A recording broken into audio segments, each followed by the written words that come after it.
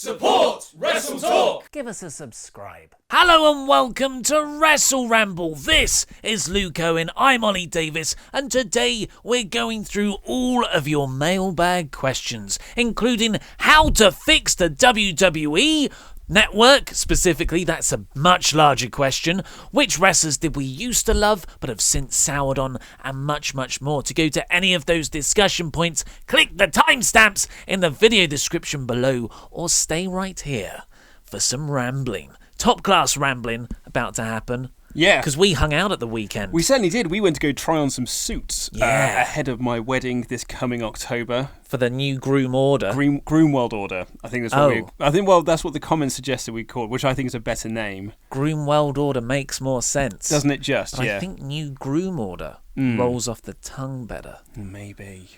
Do you go for something that makes sense or something that sounds better? I mean, that's because WWE. I was going to say that's a WWE trait really right there, isn't it? Because you'd think that like the New Day as a tag team name isn't great, but it somehow works. Do you know what one of their pitched names were for the New Day? Fresh Coat of Paint. Oh, really? Yeah, it was a genuine suggestion. There was the New Day were on Jericho's podcast and told the story about all the dreadful names they were given for their unit, because they had like a theme song, and one of the lyrics in there was "We're going to give you a fresh coat of paint." That's disgusting. I've told you my Dilbert theory before, though, that sometimes because I've done it in the past, when you want someone to choose a particular name from a list of names that you've come up with, you fill the rest of that list with awful suggestions. NXT wrestlers do it all the time, apparently, as well. Because when you join NXT, you have to submit a list of names that you think you could work with, and then they pick one from that list. So often wrestlers will just pick the name that they like, and then just fill it with awfulness outside of that list. That's one way to get around it. In order to get your name picked. Yeah. Well, how do we still end up with Percy Watson then? How bad was Percy Watson's list for them to go, that's a good one? Percy Watson's a fine one. Michael McGillicuddy? Yeah, that was a bad one. Husky Harris? That was a pretty bad one. The new Bray Wyatt, of course. Yeah. Husky Harris, that was his first incarnation. Actually, even Curtis Axel's not great. That's not. No. I don't know why they didn't just call him Joe Hennig. They're especially with the lineage of being Mr. Perfect's son. Exactly. Yeah. And Larry Hennig's grandson. It's sort of that era of WWE from about 2007 to 2013 maybe, where anyone who joined got a really rubbish name. And they're like, go on, try and get over. Most of the time it did not work because you have very few stars created in that period. Some people get over to an extent. Dolph Ziggler being the one I'm thinking about. Awful name, but because he's so good, he managed to get over. Was good. Yeah, but yes, the Groom World Order. We tried on our suits. We watched Minoru Suzuki versus Kazuchika Okada from the G1. From the G1, which was spectacular. And then we watched because we went out and we had a couple of drinks. Yeah. And then we went back to my humble abode and had some more drinks and had some pizza while watching ECW Heatwave 1998, which was a corker of a show.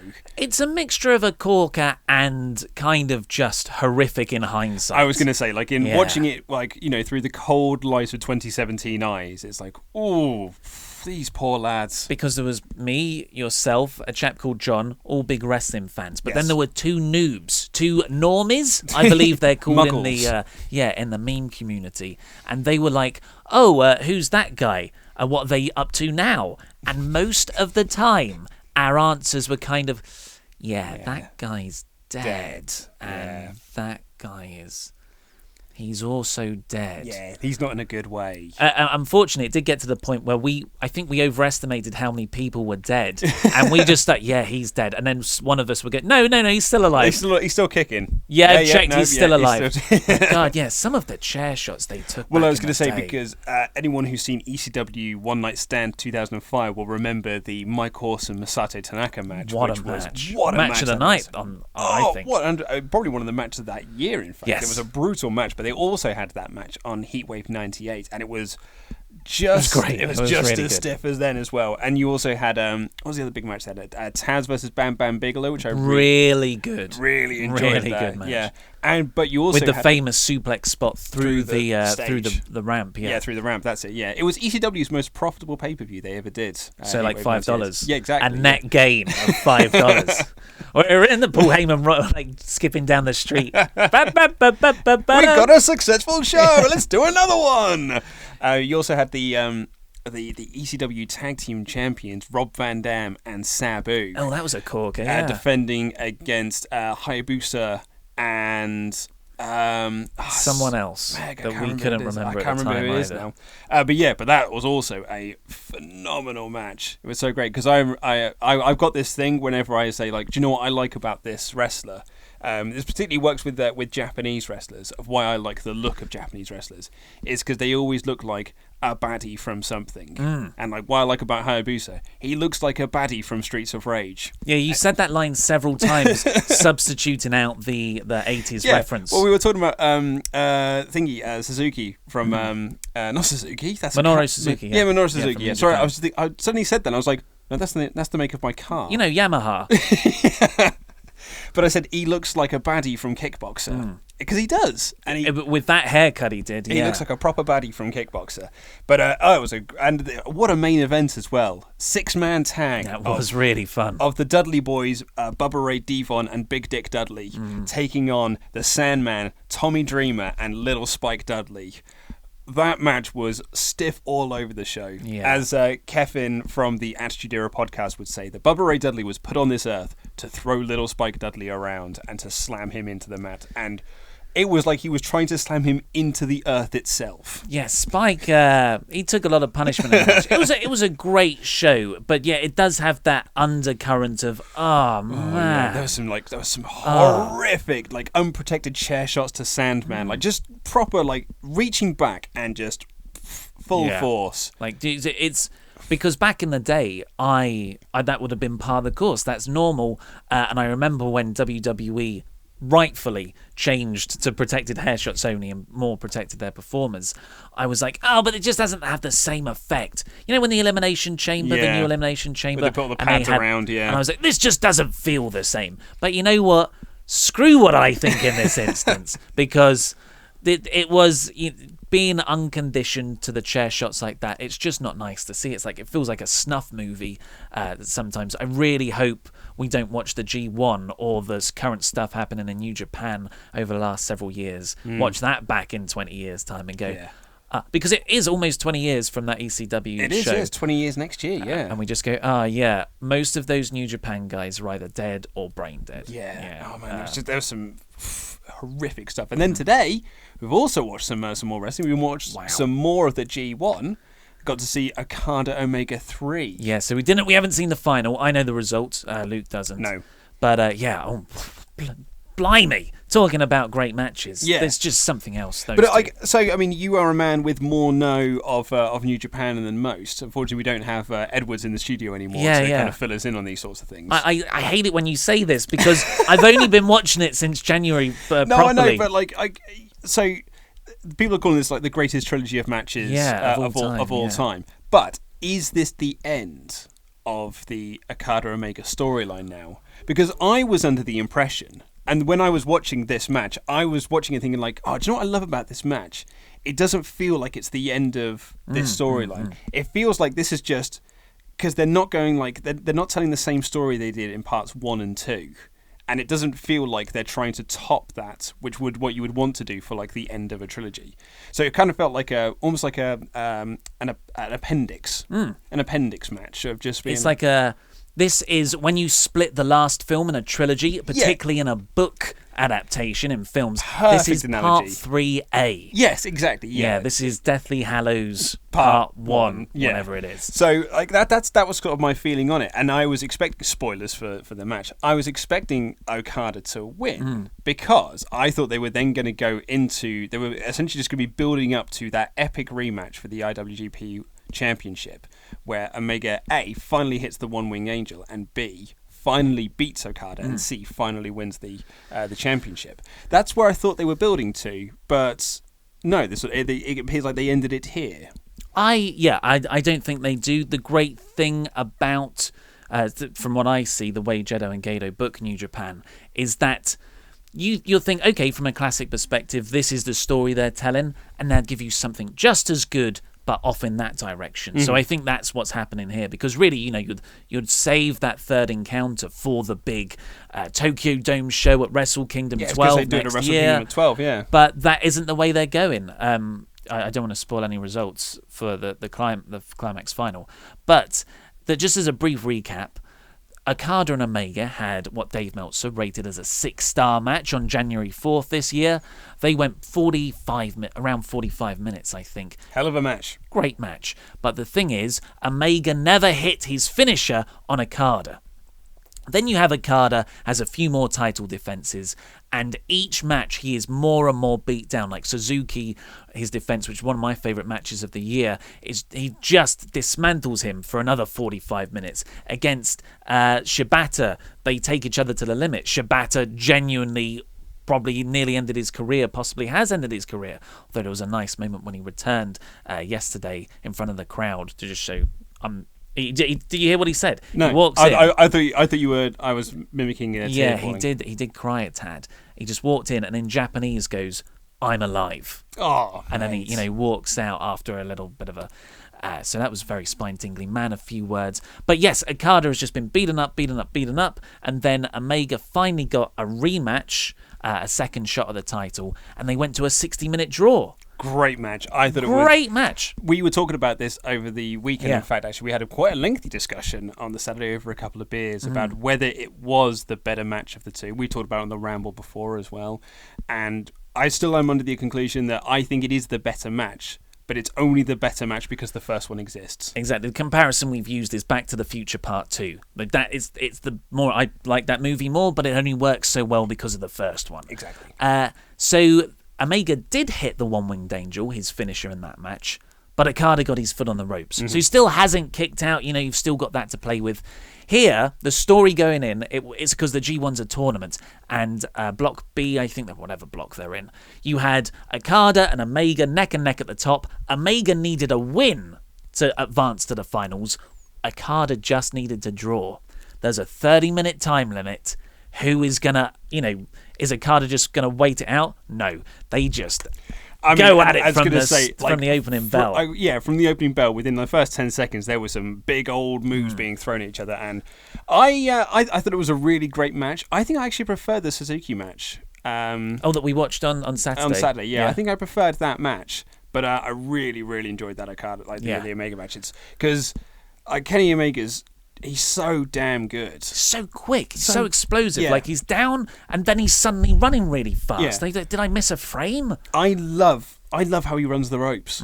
Like it's just so much fun to watch him run. He's just really loud. Yeah. Like, bum, bum, bum, bum, bum. But which really helps them because when he does like a high knee or something, like such awesome impact. It's wicked. And there were some brutal spots. Yeah. The dragon suplex on the ring apron, the reverse Frankensteiner on the floor. Oh, mate. And those two spots happened right after each other, and they sold it like Okada was the towel was gonna be thrown in, and he was gonna be taken off, and Okada was like, "No, you're not." Yeah. And then he does the Snapdragon suplex on the apron. And I'll be honest, that Snapdragon suplex as well. Because he'd just done the reverse Frankenstein on the floor, and I was like, oh man, they had like the medical staff around, like Red Shoes was there, like possibly thinking of throwing the match out, and then he gets him back up and he sets him up for the Snapdragon suplex, and I just kept saying to myself, he's not going to hit it. Yeah, it's one of those things. I'm just waiting for Okada to just like throw an elbow and get himself out of it. It's like at the top of a turnbuckle when someone teases suplex in to the outside of the ring. Right? Exactly. You're like, you're not going to hit that. No, you're not going to hit that. But it was one of those. I was just waiting for it to do it, and then he did, and I was like, oh my! I just didn't think they were going to do it. Oh, they nearly killed that poor boy.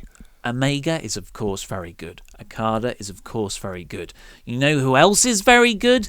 Don Callis on commentary. Yes, he was. Wow. There was this moment, me and Luke started laughing out loud when I can't even remember the spot because I remember the call more. But Omega did something to Okada, and Don Callis just goes, "Jesus Christ! Jesus Christ!" And I don't know if you haven't watched Breaking Bad. No. But I can't remember his name, but the bald chap in that, the DEA agent, he was, Jesus Christ, Marie!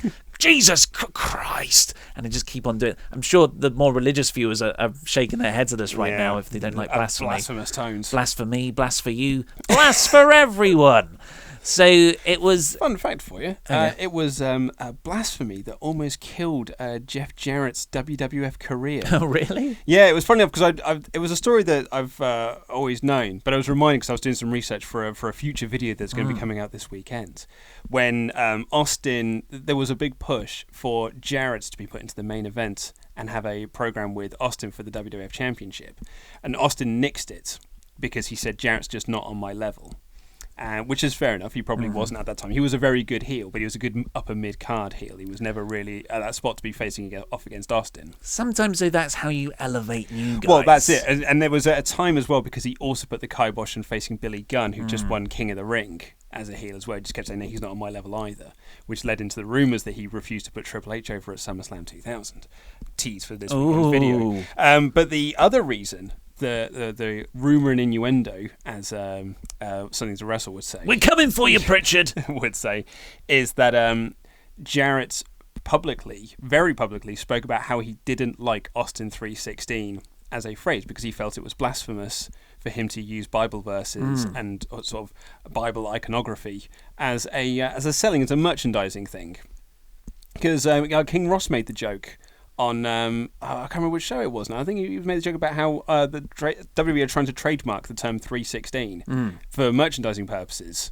And he's like, but, I mean, they've been doing it for years. I don't know why they've bothered now to try and do the... a bit late in the day. A bit late in the day for it. So, yeah, fun. Anyway, that was a little tangent there, but a fun little fact for you. That's the way the WrestleRamble works. And you know what? You can get some exclusive podcast rambling. Of course, we're doing this here to you on YouTube as a video format, which also goes on the podcast.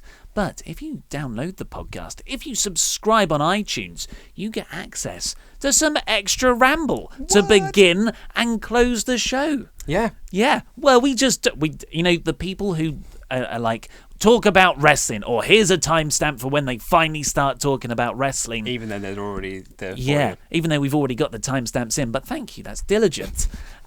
You can, probably not for you, because we just ramble on about more. I've got a good anecdote I'm going to tell. Oh, on the podcast? Oh, very exciting. On the intro bit. Here's a tease. I went to my grandfather's birthday party, and I had I don't know if a confrontation with an 8-year-old kid is the right word, but it got to the point where I had to drop the conversation because other adults were looking at me. It's a wrestling thing. We disagreed on who the top star of the company should be. So if you want to listen to that, of course, get on the podcast. What a tease that is. Yeah. Shall we go over the results? Yes. For Saturday's Fantasy Booking Warfare? I mean, yeah, if we must. So, we did how should Baron Corbin cash in his Money in the Bank briefcase on Saturday's show. 3,622 of you voted. 3,045 of those, that's 84%, voted for this guy. That's Oli, for audio listeners who can't see my thumb pointing right at me. And Luke got 16%. A very bad 16%. I think that's the biggest landslide in WrestleRamble history, other than the New Day one, which doesn't really count. Yeah, that's that trounced you. So absolutely trounced me. So I overly didn't like yours. I liked elements of it, but I didn't like the fact that you ruined the Royal Rumble match, my favourite match of the year, my favourite pay-per-view of the year. So, for me, it was just... And I thought that your programme did nothing for Baron Corbin, which the whole point of having Money in the Bank should do something for Baron Corbin. I counter with that the whole point of Money in the Bank is to get the next guy over. What happens if... the briefcase you give the person to, this is bad English, what happens if the guy you think is the next guy to get over turns out not to be the next guy? Ends up being Damien Sandow. You don't want to keep pushing the briefcase on that guy. You work it so you get someone else over. Well, I effectively gave Baron's cash into Sami Zayn. I was going to say, I texted you on Saturday before you arrived, before we go do suits, saying that you're absolutely trouncing me in the polls, and you just text me back saying, like, I'm just going to give Sami Zayn the championship in every fancy booking we do from now on. I think appeal to the smarks. Mystery men and Sami Zayn winning titles. That's the key to winning fantasy booking warfare. They're on the pros list. on the cons list, Trios Championships. I've learned that. And Baron Corbin, WWE Champion. Yeah. Well, listen to what you just said.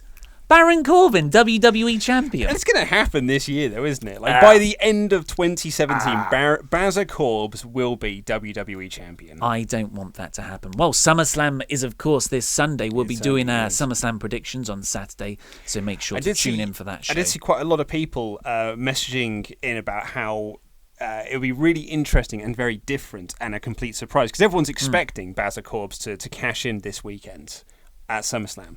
But if he doesn't cash in on Nak or Jinder and does it on the Universal Champion, whoever comes out of that match, and just does it as a complete, like, it didn't say I had to be the SmackDown Champion. I cashed in on whoever I wanted. How about, given Baron Corbin's bully-like character, he cashes in on the Cruiserweights.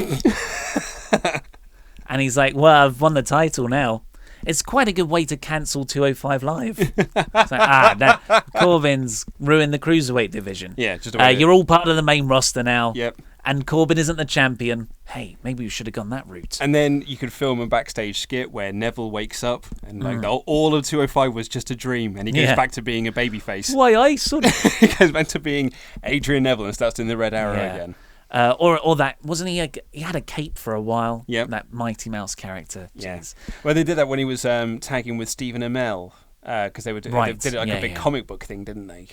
So he could cash in on Brock, is what you're saying, or whoever wins. Whoever wins. Well, that would be an interesting way. I don't think that's going to happen, but just if it did, I just thought it was a very interesting idea that someone put forward. Yeah. From what I understand. From people who have reported stuff, Brock is staying with the company, he's going to be around, so it looks like he's winning at SummerSlam, you would expect. Mm-hmm. But they've said, I'm hoping he does. If Brock loses at SummerSlam, then he has to go. So if he loses at SummerSlam, he's going to fight John Jones.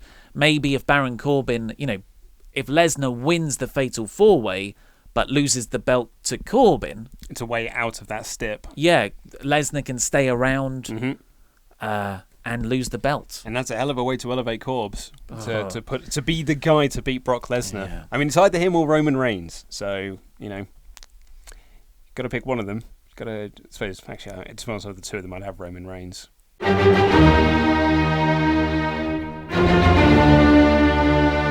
Oh, it's the mailbag. I've just realised people can see that. I was going to say, when you used to do that on an audio medium, it worked much better. But now people can see that you're just moving your hands slowly. But I still enact it out for the audio people. Just imagine that's a sack that I'm carrying with me. That's what she said. Our first email from a male, is from Britain's next top model, Phil Stopford.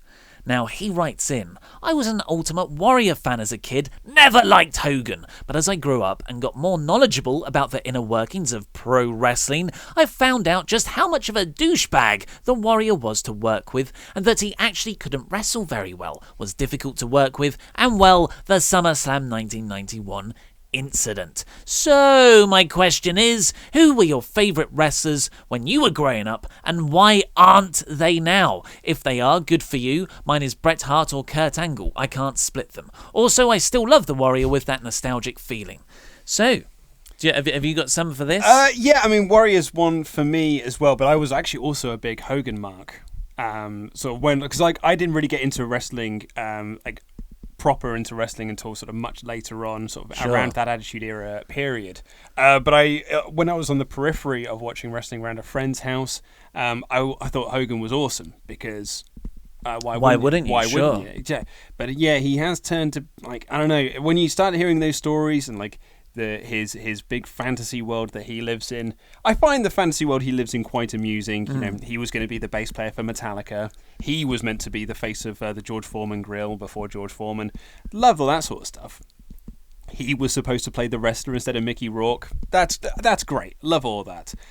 But at the same time, it's just he says a lot of horrible things, and he said one horrible thing among others that we know of. Yeah, but he's also said a lot of other horrible things. But again, but he was like, is that? I mean, going by that documentary, was that Terry Bollea that said that, or was it Hulk Hogan?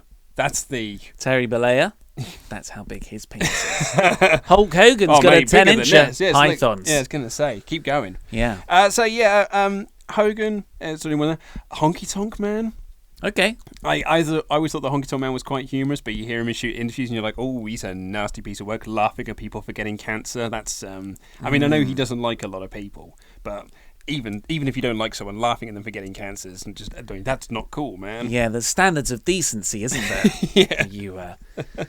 But those are the two that I mostly thought, like, the guys that I liked, especially during that period when I was really, really into wrestling. People like, I mean, Benoit's an obvious one. Oh, you stole my one. Well, I know, but I saw it in the nose, but like, I didn't want to jump on your toes, so I'm going to let you speak on that one. But like the guys that I really liked were like Raven. He's still cool. He's still a nice guy. I really liked Taz. He's still cool. He's a nice guy by all sounds of things. The Rock is.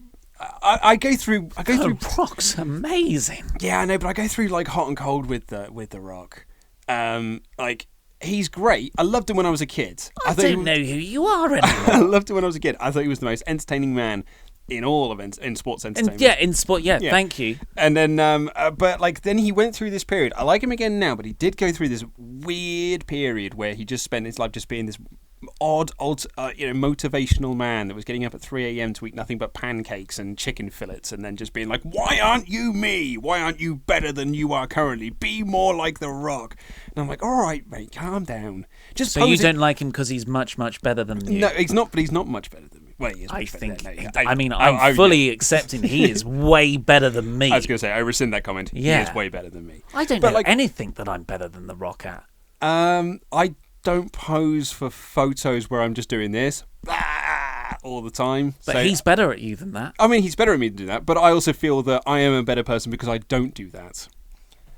I'm not. I don't know. I don't know. Maybe in The Rock's mind, like he's the trade-off because he's helping sick kids. He's like, oh, does my personal pride for being cool in this photo count, or does it put in a smile on a dying kid's face? Yeah, but if I'm The Rock, now you're speaking against dying kids. Yeah, but John Cena does that. John Cena doesn't pose for every photo doing this. Blah. I think John Cena's. I can't see him in most photos. John Cena. Very good. Thank you. Also, if you're The Rock, you want to and you got to pose with kids. You want to do what Scott Steiner used to do, which was just put your bicep up in front of the kid's face. Oh, Scott Steiner's another one. It just says lots of weird things. I was never a big fan of his anyway. Did you see The Rock has changed his Brahma Bull tattoo? It's not changed it. He's got rid of it. It's disappeared in this entire sleeve. I'm revealing my tan line here. That's a Brock-like tan line there. Should not have picked that up so high. But yeah, it's a whole sleeve now. Yeah. Well, me and my best man at the wedding, John, who you mentioned earlier, we were talking about going to get our tattoos done before the wedding. We both got tattoos. You're getting tattoos done? Well, we got tattoos done together when he got married, so we thought we would do it again. A tattoo party. But you don't want to get a tattoo. I don't, but I didn't ask. That's because you don't want one. I've got a tattoo. I know you got a tattoo, but you're not cool. Keen. You are cool, but you're not keen to get another one. No, it hurts. Whereas we were talking about what was the tattoo you got for his wedding? I got the one that's on my chest. Oh, what's that again? I forgot. My heart pieces, my Zelda heart pieces. Oh yeah, and I love John Forever. That's the one. Yeah, totally. Yeah. But we were just talking about getting the bow leave in the shield. The shield will never break up tattoo. I love the big dog. Yeah. We were talking about getting tattoos together, and I said we should definitely get Brahma Bull tattoos, and in commemoration of The Rock losing his, carry the spirit on of the Brahma Bull. We said it as a joke. I don't think we're serious in doing it because I've got other ideas of tattoos I want to get instead.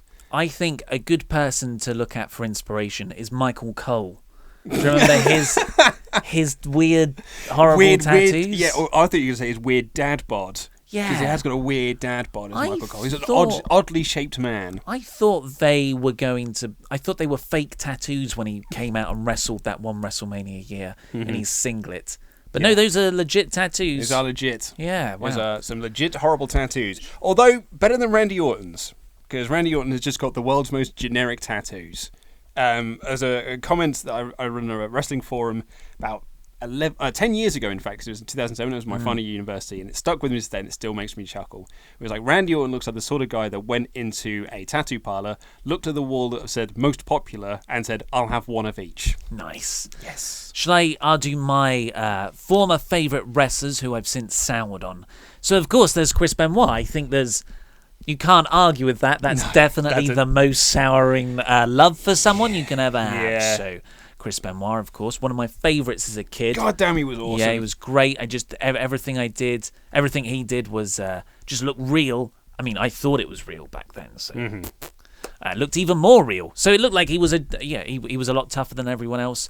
I just thought he was great, I always cheered the heels. I was that guy, even as a kid. So Chris Benoit, but then of course he did commit those horrible acts. So that is by far the person who I like the most dropped down, like the drop in estimation. Yeah. And the other one I could come up with, who's gone on more of an arc though, because he's won it back, is Kurt Angle. So he was my favourite growing up. He still is, he's my favourite wrestler ever, really, Kurt Angle. Had the pleasure of meeting him. I had his VHS, It's True video back then. I taught myself to play his theme tune on the piano. That's how much I enjoyed Kurt Angle's work.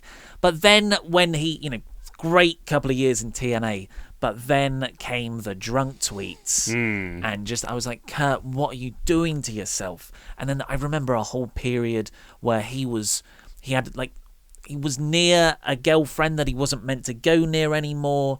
And that kind of all unfolded on Twitter with people posting like, what's he doing there? And it just wasn't a nice thing to watch one of your heroes get into that kind of place. So I would. My other one was going to be Kurt. Yeah, but I mean, to be honest, I'm going to echo Phil Stopford with the Ultimate Warrior, because I loved the Warrior. I thought the Warrior was so awesome. Like he was so colourful and he was just cool.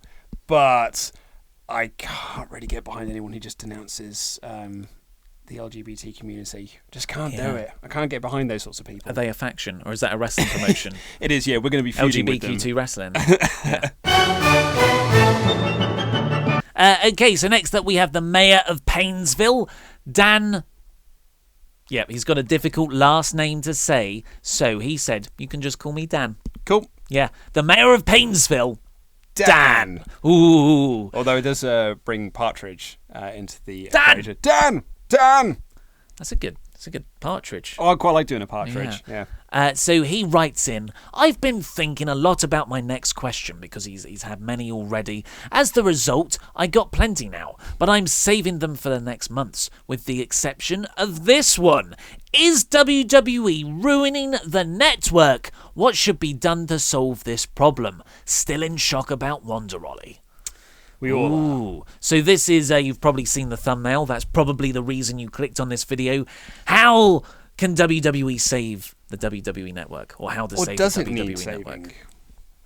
Okay, this is... So WWE, it's sort of unprecedented because they are very much a leader in sports... entertainment. Sports entertainment. A product like that, because everything else is almost like a network. Your Netflix, your Amazon Prime, they buy lots of different channels, but this is actually the content provider, the content creator has set up its own channel. I guess the similar things are the MLB Network. Most of the major American sports have them, where you can just watch any game at any time. But the WWE Network is kind of different in that they're putting out these original pieces of programming that have nothing. Well, they have a loose connection with wrestling, but I think the network is an incredible business move because Vince McMahon saw what happened with the negotiations last time over the TV rights fees, and there was a moment there where it looked hairy and that Raw and SmackDown might not get what they want. And when you get put in those positions and your back's against the wall and you just come out by the skin of your teeth, the smart thing to do is to go, I'm never letting that happen to me again. I'm going to invest in a resource to give me at least a backup plan. And that's what the network is. If all those TV rights fees fall through in 2019, it would be awful, but at least WWE can go onto the network. I don't see that happening. I think they'll carry on with the TV rights, because that's it's what gives them the most money by far out of anything, and B, that's how you get new viewers. You need that national exposure. If you're just appealing to people who watch the WWE Network, they're already converted. You need a larger exposure to reach more viewers. However, so great business move, definitely the right thing to do. It's sort of, if you didn't do it, if you look back in 20 years, you go, well, that's where they screwed up. They didn't launch their own network. And they really are a trailblazer in the online streaming world like that. But is the concept executed to the extent of what it should have been? No way. Because the network really, for what I think it should be, and this ties into how to solve the problem of the WWE Network not hitting that 2 million subscriber number. I think the original projections were like 3. They 2 billion was in the first year. That was their projection, and they didn't even reach that. They didn't even reach 1 billion in the first year. You mean 1 million? Sorry, 1 billion. You're saying billion? Yeah, sorry. Yeah, they wanted 20% of the population of the entire world. Yeah. to subscribe. Yeah. No, sorry. 2 million. So 2 million, I think, was their projection for the first year. They didn't even reach 1 million by the end of year 1. And now they're at 1.6, I think. And as was reported last week, they gained 600,000, but also lost 600,000. Yeah. So it's plateauing. Yeah. So that's not a good thing. So you stood on my. There you go. So I think that's what I can name myself now. WWE and their network really should be a pay-per-view fight pass. And it ties into what the whole of WWE should be. They've lost sight that they're a wrestling promotion, and the way mainstream people get excited about competitive sports is you have big personalities fighting. If you've got 2 big personalities fighting each other, boom, period, and business. Rock, Stone Cold, Hulk, and Big Show, right? So you get these huge names to go up against each other. You see it in UFC. The popularity and the buy rates and the money generated ebbs and flows with the top mainstream stars that they create. So I'm definitely a mainstream consumer of UFC and boxing. I only watch the big main fights. So Anthony Joshua or Conor McGregor or Floyd Mayweather.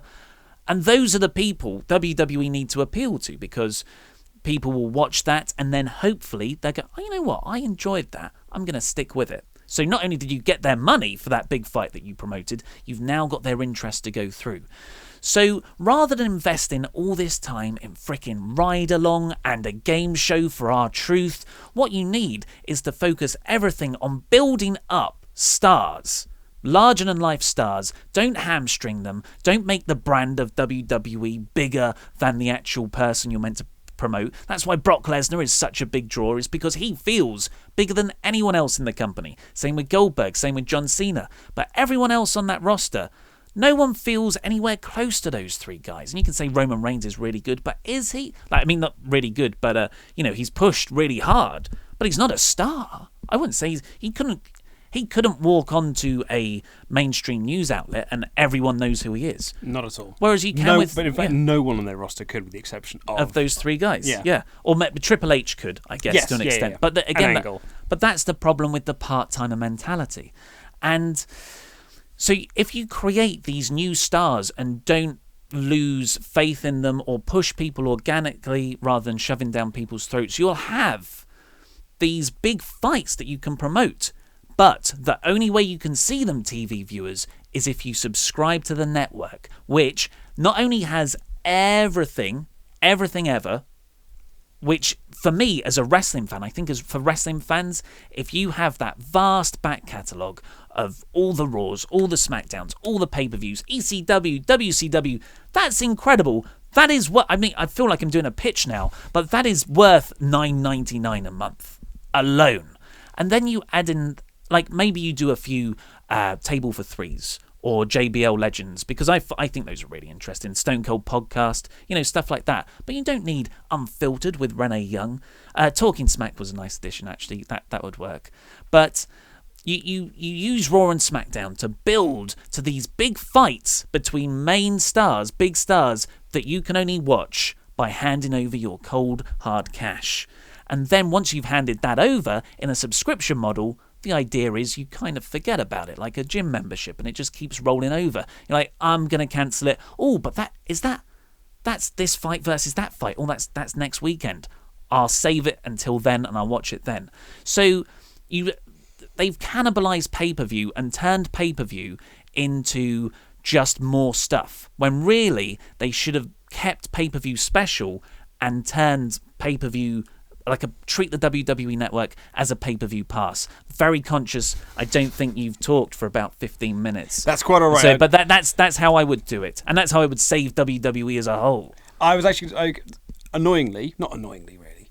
I actually agree with everything you said, and I was going to echo basically everything that you have said.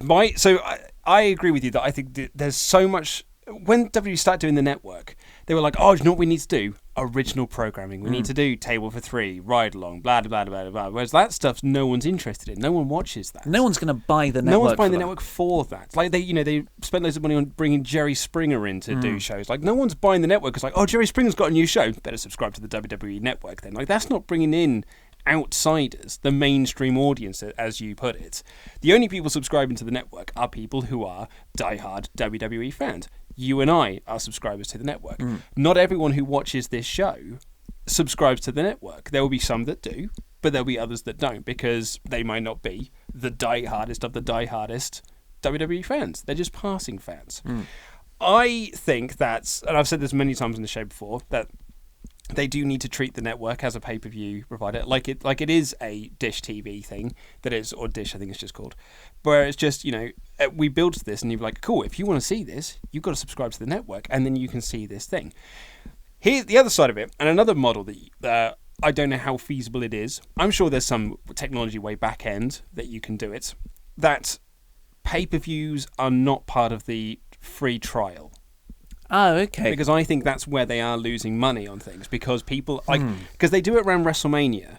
They did it at Royal Rumble this year. It's like, if you subscribe now, you get 3 months free, and that will include the Royal Rumble, Backlash or whatever it is, Fastlane, I don't know, whatever it is, and WrestleMania. You're going to get WrestleMania for free if you subscribe now. Whereas my business model would be, like, if you can subscribe to the network and you can get every single pay-per-view we've ever done for a month's free trial, and like almost every single Raw that's ever been made, every single SmackDown, every single episode of Nitro, every episode of ECW TV, all the stuff that you probably loved when you were a teenager is now available to you to relive in the network. But if you want to see the current pay-per-views, you have to subscribe, or you could offer it as a free trial and then have just the pay-per-views as like a per purchase thing. So you could say, like, you could buy the pay-per-view for $40, or you could pay $5 and watch it on the network, and you can watch the replay of it for the next week, or you can pay $10 and you get everything and the pay-per-view.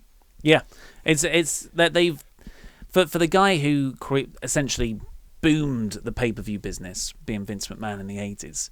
He has he's not gone the right way now. But it really does come back to having such a good week-to-week product that you want to buy those. It's funny you mentioned about how there's no one really on the roster outside of a small group of names that you could put onto like a Good Morning America, and people watching TV, regular Joes, regular Joannes, watching TV, be like, oh my God, it's X. I recognise that person. I don't watch the show, but I do recognise that face. They are a celebrity. Like in the Attitude Era, going back to my day when I was a young lad and wore an onion on my belt, there was you had like WWE stars appearing on random TV shows, like cameos on sitcoms and episodes of, like, I don't know, Walker Texas Ranger or something, or any of these shows, Psycho, whatever it was, these shows, and people would be like, oh man, have you heard that Steve Austin's going to be on X show? Have you heard that The Rock's going to be on that 70s show? China's going to be on an episode of Frasier? And that was like news. And people would watch those shows because they had these cameo guest stars. If Roman Reigns cameoed on The Big Bang Theory, like, no one would care. The audience of The Big Bang Theory is not going to care. And it's not going to draw any mainstream press for either The Big Bang Theory or WWE. So it's a star problem, but that's a bigger picture than just the network. Yeah. That's the root cause of. I think that's the most fundamental thing that's wrong with WWE today. And so when you do Cena versus Nakamura for free on TV, and your defense of that is just like, oh, well, it will help people, it will convince people to buy the network. That is flawed logic. Yeah. Because no one watched that match and was like, they didn't put that match on TV and all of a sudden subscriber figures jumped up by 100,000. I guarantee you, they put that match on TV and very few people sign up for the network. Yeah. It's going to be very interesting over the next fortnight period because this Sunday, of course, is SummerSlam, which has been touted by everything as the biggest party of the summer. Mm-hmm. WrestleMania was the ultimate thrill ride. Survivor Series last year was fantasy warfare got real. What was did Royal Rumble have anything? No, I don't think it did. It's the Alamo. I think it was something to do with the Alamo because that's it was set in Texas. But those are the taglines. What's the tagline for Floyd Mayweather? It's just Floyd Mayweather. Yeah. It's Floyd. I should have said Mayweather McGregor. I thought they were two separate people. Floyd versus Mayweather. Floyd Mayweather versus. Sound like Dave Meltzer whenever he's talking about it. Floyd Mayweather versus Conor McGregor is the week after SummerSlam, and it probably is going to smash all pay-per-view records. Oh, it's going to huge numbers. And let's be honest, that is going to smash all records, and it's a gimmick fight. Like that's more pro wrestling than pro wrestling. Oh, right now. Isn't it just? Yeah. Like, for all the people that say that pro wrestling, it's UFC fans particularly, pro wrestling is stupid because it's all a gimmick. Conor McGregor, mate, he's the biggest gimmick of them all. He's the biggest carny of the lot, but he's a genius at it. He knows what he's doing. And he's working everyone. Yeah. He's the smartest man in pay-per-view business. No, the T-shirt's better for there. Nope. And that pay-per-view is going to do huge numbers, and it is nothing more than a gimmick. Yeah. And SummerSlam is sitting there with this card full of so many matches, 13 matches. It's going to be a 4-hour event with a 2-hour pre-show, and there's going to be a 3-hour NXT the night before. No, people kind of care about that, but what they really want is just 3 really meaty matches, and they've got good matches on there. But it's just nothing along that upper echelon of star power. Tell me what the build is for Nakamura Jinder. Nakamura won a number 1 contenders match, and Jinder lost. And Jinder lost to Randy Orton. That's your build.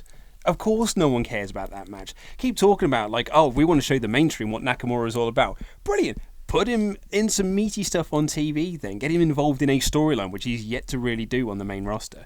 You talk about talking smack as well. Sorry, I know we want to try and move on to something else. Well, we'll finish the show soon. But I actually... do you know how I would like to see Talking Smack sort of come back in a way? Because Talking Smack was a great show. It was brilliant. It was such a great platform for these boys and girls to get their characters over and actually help them develop their characters. JBL put it really well when he talked about it on Bring It to the Table. He said that when you're working in a scripted format, you can't develop that character because the character's being developed for you by the script format. But when you go on Talking Smack, which is an unscripted scenario, you then have to think about that character and you have to answer that question in character, and then that helps you develop it personally. Problem with Talking Smack is that it was a network exclusive, and no one was really buying the network just to watch Talking Smack. There was nothing on SmackDown that made you want to buy the network to watch Talking Smack. So I would rather do away with, ladies and gentlemen, my guest at this time, Randy Orton, and then Randy Orton, camera pans, Randy Orton says 12 words and then walks off. Take that time and just do Talking Smack throughout the show. Yeah, that's a great idea. Come back to Renee Young with Daniel Bryan there as GM. Maybe have a laptop in front of him, calls going because he's got to try and he's running a show, and then guests just come on and do 5 minutes there, 3 minutes there. Because they weren't on Talking Smack for very long. You could just do 3 minutes, do a little promo, hype up pay-per-views, and it's the same as doing a backstage segment, but it's more interesting and it helps develop characters. And lo and behold, may create stars. Yeah, you could you could have that as the connective tissue of the program. Yeah. Rather than going over to the announcer's desk and it's 4 guys just reading you a robotic script. Reading off the teleprompter. Yeah. But that's a much, much better idea. That would be great. And then you could do away with these long, extended in-ring promos. Oh, yeah. The only stuff in the ring, really, apart from special occasions where you could have a big contract signing or an in-ring angle, is the matches. Yeah. Yes. Oh, well, You've solved it, Luke. I solved it. But that's all we've got time for on this episode of the WrestleRamble. Please click the links that have just appeared over Luke's face to catch up with the latest episodes of the WrestleTalk news or the WrestleRamble itself. Support WrestleTalk on Patreon. Click subscribe. This has been Luke Owen. I've been Ollie Davis, and that was Rambling.